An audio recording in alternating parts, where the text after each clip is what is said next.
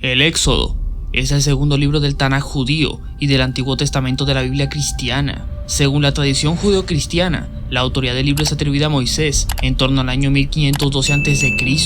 Es un relato que narra la historia de cómo los israelitas abandonan la esclavitud en Egipto por fuerza de Yahvé y les entrega los 10 mandamientos y otras normas legales. Así que en este video voy a traerte un resumen y análisis de este libro bíblico que sigue siendo utilizado por los judíos y cristianos en la actualidad. Así que ahora comenzamos. Nos ubicamos bastantes siglos después de la muerte de José, donde los egipcios convivían con los israelitas en armonía, donde su pueblo comienza a crecer en número y llenaron el país. Un nuevo rey había llegado al poder, quien no sabía nada de José. Teme que los israelitas pueden convertirse en una quinta columna, por lo que los obliga a la esclavitud y los pone a edificar para el faraón las ciudades de depósito, Pitón y Rameses. Los hebreos comenzaban a reproducirse en número, por lo que el faraón, que nunca nos dicen su nombre, ordena arrojar a todos los niños recién nacidos al Nilo para reducir la población. Una mujer levita, Joquebed, decide salvar a su bebé al ponerlo en una cestilla de papiro a la deriva del río Nilo en un arca de juncos, y para garantizar su protección envió a la hermana del niño para que se apostara a lo lejos para ver lo que pasaba.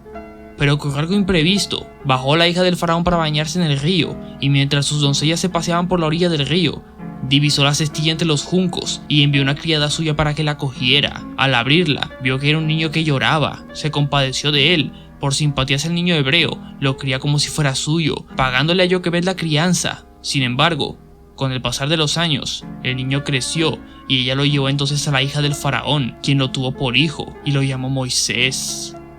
En aquellos días, consciente de sus orígenes, cuando Moisés, ya siendo un adulto, fue a visitar a sus hermanos enterándose de los duros trabajos que se enfrentaban los hebreos en las ciudades de Pitón y Rameses, lo que hace sentir a Moisés completamente impotente ante la situación. Un día vio como un egipcio golpeaba a un hebreo, que era uno de sus hermanos. Viendo que no había nadie alrededor, mata al egipcio y lo escondió en la arena. Al día siguiente, el faraón se enteró de lo sucedido y ordenó la captura y la muerte de Moisés. Pero este, temiendo por su vida, huye de la presencia del faraón para escapar del castigo y se fue a vivir al país de Madián. Cansado del viaje y completamente agotado, cae en un pozo de agua. Unas horas después, llegan las hijas de un sacerdote que fueron a sacar agua y llenar los pilones para brevar las ovejas de su padre, pero descubren a un Moisés completamente cansado y lo rescatan. Allí conoce a Jetro, quien es el sumo sacerdote de Madián, lo invita a vivir en Madián y le entrega como esposa a Moisés, su hija Séfora.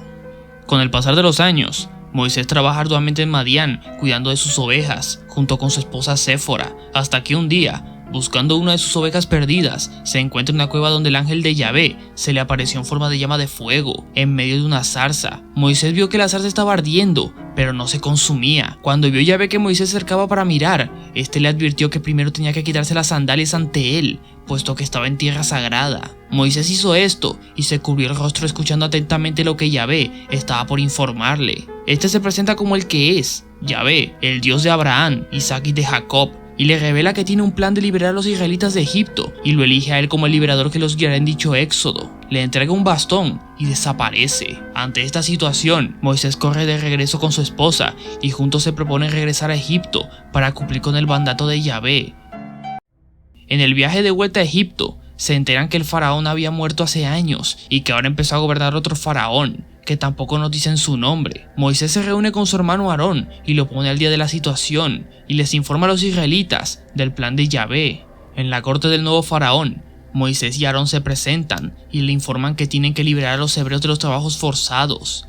Esto le importa más bien poco al faraón, puesto que no conoce a Yahvé y que no es nada ante sus dioses. Moisés, en un intento por demostrar el poder de Dios, tira el bastón en el suelo y este se convierte en una serpiente. Sin embargo, el faraón no se deja intimidar y ordena a sus sacerdotes que repliquen esto e invocan a 2 serpientes. Pero la serpiente de Moisés se come a las del faraón. Esto ofende muchísimo al faraón y solo ordena que los trabajos forzados se dupliquen, lo que provoca que muchísimos hebreos vean con malos ojos a Moisés y comiencen a dudar de que realmente se le apareció Dios. Moisés se vuelve a reunir con Yahvé, el cual le comenta que para convencer al faraón de liberarlos, primero tendrá que convencer a su propio pueblo de que él los liberará y los llevará a las tierras de Canaán. Moisés procede a hacer el mandato de Yahvé, alentando a los hebreos y llenándolos de esperanza, por lo que se dispone a reencontrarse una vez más con el faraón. Moisés se reencuentra otra vez con el faraón, exigiendo la liberación del pueblo de Israel, pero esto solo irrita otra vez al faraón y lo manda a capturar. Yahvé, viendo que el faraón es obstinado, decide informarle a Moisés que golpee su bastón en el río, convirtiendo el agua en sangre, lo que sorprende bastante al faraón, pero lo mismo hicieron con sus encantamientos los sacerdotes de Egipto, y el corazón del faraón se endureció y no les escuchó. A lo que Moisés le advierte que si no libera a su pueblo, Dios lo va a maldecir con 12 plagas, y con el río envenenado en sangre, se ha cumplido la primera. Como el faraón aún se resiste, comienzan a llegar el resto de plagas que le había advertido Moisés. 7 días después de que el río se convirtiera en sangre, de este comienza a descender ranas que cubrieron las tierras de Egipto. Después se desató una plaga de insectos, pero como el faraón aún no cedía, se desató una plaga de moscas, y luego causaría que el ganado de los egipcios comience a morir, y como quinta plaga, se desató una epidemia de úlceras, que afectaba bastante al pueblo egipcio. Después de esto, se desata una tormenta de fuego y granizo. Luego aparece una plaga de langostas, que comienzan a comerse los cultivos y las plantas, y por último, Egipto queda por 3 días en completa oscuridad. Moisés se reúne con el faraón para ver si ya ha recapacitado, después de haber sufrido 11 plagas, si decidiría liberar al pueblo de Israel, pero el faraón sigue firme en su decisión y no quiere liberarlos. Esa noche, Dios le comunica a Moisés que marquen las puertas de sus casas con sangre de cordero, para protegerlos, puesto que el ángel enviado de Yahvé aniquilará a todos los primogénitos de Egipto, incluidos los hijos del faraón, siendo esta la última plaga que de verdad partió en 1000 pedazos el corazón del faraón.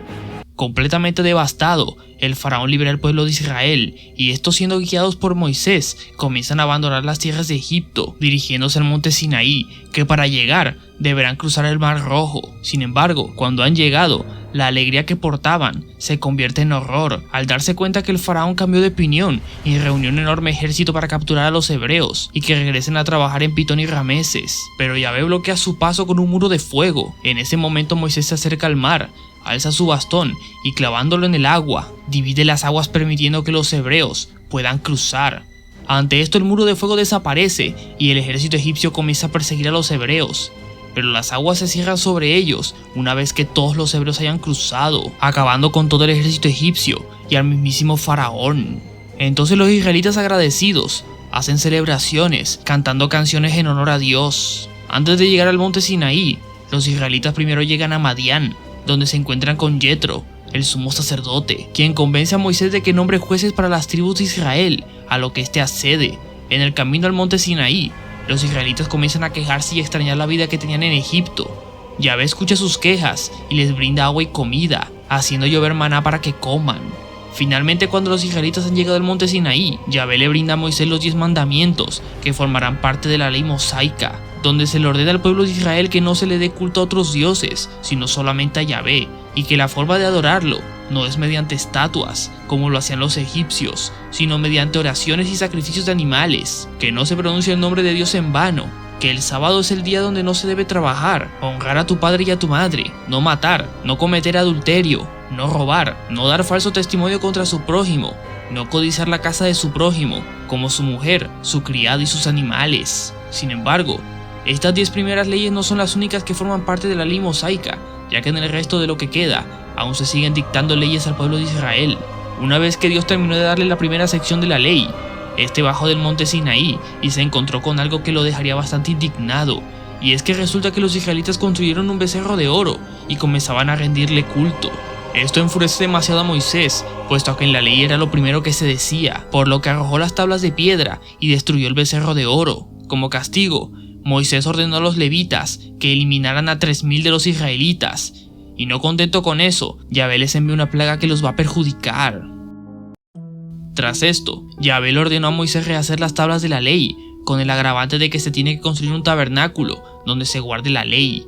Luego le informa a Moisés que la tierra prometida no se la daba a los israelitas porque se la merecieran, sino porque dichos territorios en realidad estaban dominados por amorreos, hititas, pericitas, givitas y jebuseos, y que tenían que cargarse a esa gente y sentarse allí, y una vez cumplida dicha misión, ahora sí que se les dará dicha tierra prometida, y que los israelitas permanecerán en el desierto 40 años.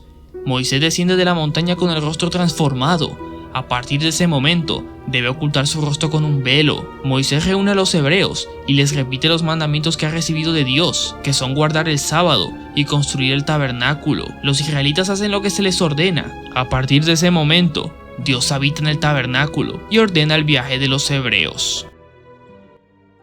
Pues eso vendría a ser todo lo que relata el Éxodo, empezando con su historicidad, pues es imposible que este relato haya ocurrido, tal cual como lo narra la Biblia. Y no lo digo por los eventos sobrenaturales, sino por otros motivos. Para empezar, ¿cuándo ocurrieron los eventos del Éxodo y quiénes eran los dos faraones que aparecen? Según la cronología bíblica, los eventos narrados aquí transcurren desde el nacimiento de Moisés en el 1593 a.C. hasta la liberación del pueblo de Israel en el 1512 a.C., lo cual los dos faraones que encajarían en estas fechas serían Tutmosis I y Tutmosis II, durante la 18ª dinastía de Egipto. Sin embargo, dicha fecha se contradice con otros libros de la Biblia, como en Primera de Reyes, donde se afirma que los israelitas habían salido de Egipto 480 años antes de que Salomón construirá el templo de Yahvé, lo que situaría el éxodo en el 1447 a.C., durante el reinado de Hatshepsut y Tutmosis III.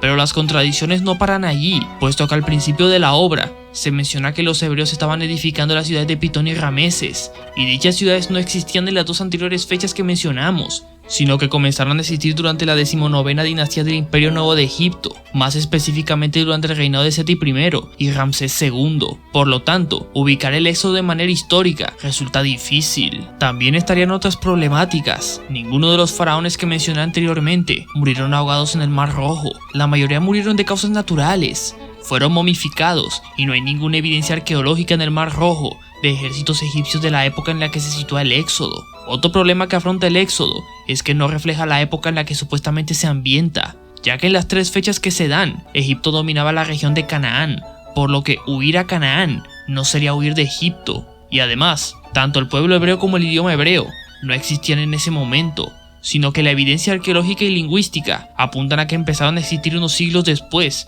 del colapso de la Edad de Bronce. Y como dato extra, se menciona que la población hebrea una vez que salieron de Egipto era de 3 millones, lo cual haría directamente que el imperio de Egipto colapsara, y obviamente no hay ningún registro arqueológico de la época sobre hebreos destruyendo un imperio de Egipto.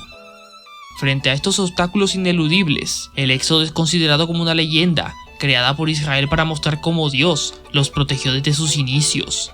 Ante esto se ha propuesto que tal vez tenga una inspiración histórica, ya que en la antigüedad los eventos no se inventaban de la nada, tomaban eventos que realmente ocurrieron, luego los retocaban o modificaban, pero no se los inventaban desde cero. Una prueba de ello sería el nombre del protagonista, Moisés, que no es un nombre hebreo, sino egipcio, parecido a Ramsés o a Memmeses. Si los israelitas se lo hubieran inventado desde cero, no le habrían dado un nombre egipcio al protagonista. También está el hecho de que se tienen documentadas pequeñas rebeliones cananeas durante el reinado de Tutmosis III y Ramsés II, y se sabe que los egipcios comerciaban con esclavos cananeos, dando origen a la leyenda. Para no alargar tanto, el origen del relato del Éxodo lo voy a explicar más a detalle en el resumen de Números o Levítico. Pasando al tema del autor y redacción, al igual que con el Génesis, el Éxodo no menciona ningún autor, pero según la tradición judeocristiana, la autoría del libro es atribuida a Moisés, quien al parecer escribiría el Éxodo en torno al año 1512 a.C., un año después de escribir el Génesis. Sin embargo, a partir del siglo XVII, dicha autoría se pondría bastante en duda por filósofos como Baruch Spinoza, Jen Astruc, entre otros, quienes haciendo crítica textual al texto bíblico, descubrieron que el libro del Éxodo y los próximos 3 libros que vendrían a continuación presentan contradicciones y no parece reflejar la época en la que fue escrito, sino que parece indicar que es bastante más tardío de lo que se afirmaba, teniendo más autores que fueron añadiendo cosas con el pasar de los siglos. Las investigaciones en crítica textual, arqueología y filología apuntan a que el libro del Éxodo se comenzaría a escribir en el siglo VII a.C., a partir del año 627, durante el reinado de Josías, cuando Jerusalén estaba en un periodo de reforma religiosa y en conflicto con Egipto. Sin embargo, el Éxodo tendría su forma final como la conocemos hoy en día, a finales del siglo V a.C.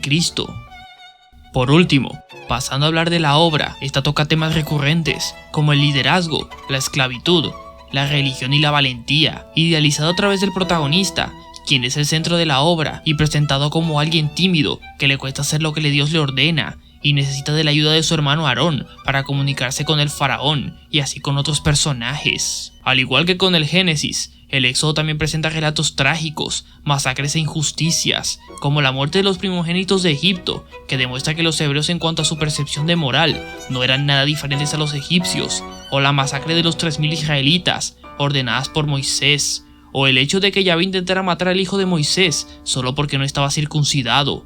Todo esto sirve para conocer el pensamiento del antiguo Israel y su relación con Dios. Si tuviera que resumir el Éxodo, diría que es el segundo libro de la Biblia, que al igual que otras obras como el Kojiki o la Eneida, busca dar el origen de una nación, en este caso, el pueblo de Israel, dando a entender que el Dios de los hebreos era más poderoso que los dioses egipcios. Y bueno, hasta aquí ha llegado el resumen de análisis del Éxodo.